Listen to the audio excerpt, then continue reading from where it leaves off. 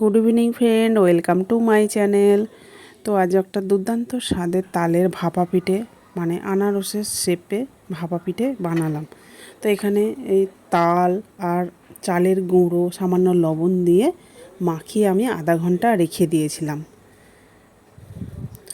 ওখান থেকে কিছুটা লেচি নিয়ে নিলাম, এর মধ্যে আমি সবুজ ফুড কালারটা দিয়ে দেবো। এই যে দেখুন, ফুড কালার দিয়ে দিলাম। তো যে যেখান থেকে বসে আমার ভিডিওটা দেখছেন একটা লাইক দিয়ে কন্টিনিউ করার অনুরোধ রইল। শরীর খারাপের কারণে দুদিন কিন্তু ভিডিও দিতে পারিনি।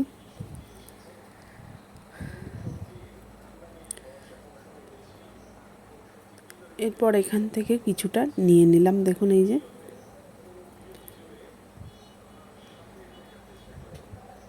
কিছুটা মানে খানিকটা জায়গা করে নিলাম মাঝখানটায় পুর দেবো বলে। তো নারকেলের পুর আমি অফ ক্যামেরায় বানিয়ে নিয়েছিলাম, দেখুন এটা দিয়ে দিলাম। এতেই আমার কিন্তু ভিডিওটা অনেক বড় হয়ে গেছে, তাই এগুলো সব অফ ক্যামেরায় আমি বানিয়ে নিয়েছিলাম।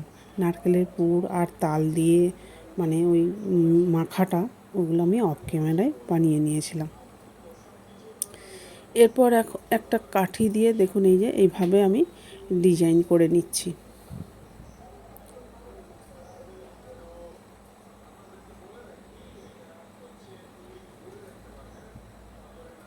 তো দেখুন, খুবই সহজ ও সিম্পল, যে কেউই বানাতে পারবে। একদম প্রথম থেকে কন্টিনিউ করে দেখুন, তাহলেই বুঝতে পারবেন খুব সহজ। মানে দেখে মনে হচ্ছে ডিজাইনটা বানাতে কঠিন, কিন্তু খুবই সহজ। এরপর যেটা আমি ফুড কালার বানিয়েছিলাম সেটা সরু করে একটু দেখুন এই যে লম্বা মতো করে নিলাম, সেখান থেকে ছোট ছোট টুকরো করে কেটে নিলাম। আমি এখানে ওই আনারসের পাতাগুলো বানাবো। দেখুন এই যে 5-6টা, 3টে কি 4টে, না হলে 5টা 6টা দিলেও হবে।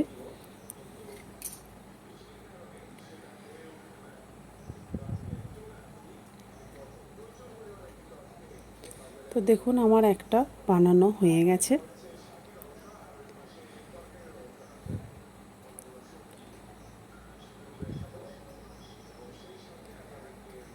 তো দেখুন, লাগছে তো আনারসের মতো।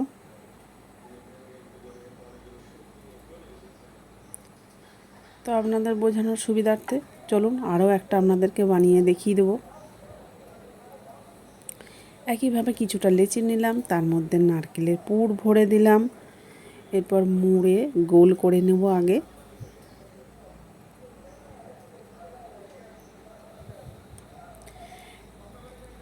একইভাবে গোল করে নেব, তারপরে একটু লম্বাটে করে নেব আর কাঠির সাহায্যে সেই একই ডিজাইন বানিয়ে নেব।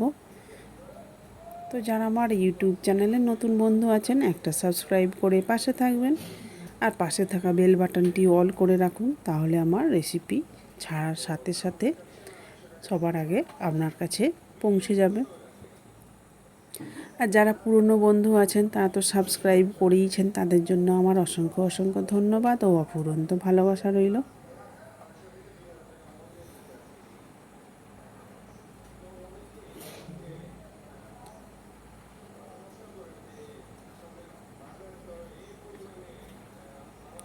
একইভাবে দেখুন এই যে পাতাগুলো বা আনারসের উপরে যে পাতাগুলো থাকে সরু সরু, সে পাতাগুলো বানিয়ে নিলাম।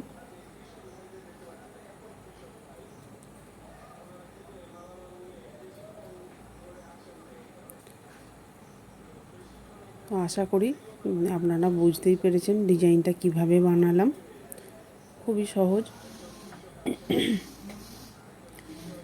তো দেখুন বাকি যেগুলো ছিল সেগুলো আমার সবগুলোই কিন্তু এই যে বানানো হয়ে গেছে। দেখতে কিছু মানে খানিকটা আনারসের মতোই লাগছে। এবারে কিছুটা কালার দেখুন, হলুদ কালার আমি মানে রেখেছিলাম, সেটা এই কাঠির সাহায্যে যেগুলো আমি মানে ডিজাইন করেছিলাম তার উপরে দিয়ে দিচ্ছি। বেশ গাঢ় টাইপের দেখাবে, মানে আনারস পেকে গেলে যেমন হলদে দেখায় সেই রকম লাগবে।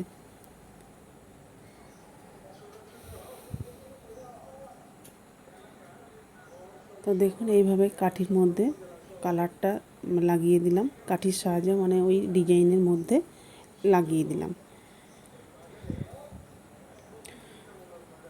তো তো এটা আমি এবারে সিদ্ধ করতে দেব। দেখুন এই যে কতটা সুন্দর, বেশ গাঢ় টকটকে লাগছে।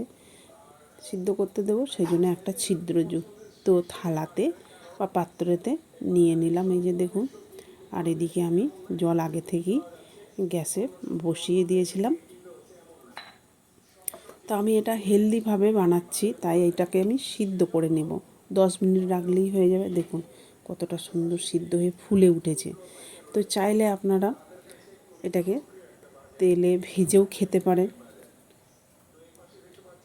দেখুন কতটা সুন্দর হয়েছে, শেপটা কিন্তু পরিষ্কার বোঝা যাচ্ছে। বাড়িতে একবার হলেও অবশ্যই ট্রাই করে দেখুন, কেমন হলো কমেন্ট করে জানাতে কিন্তু ভুলবেন না। আর ভালো যদি লেগে থাকে লাইক কমেন্ট শেয়ার করে দেবেন বন্ধু বান্ধব আত্মীয় স্বজনদের মধ্যে।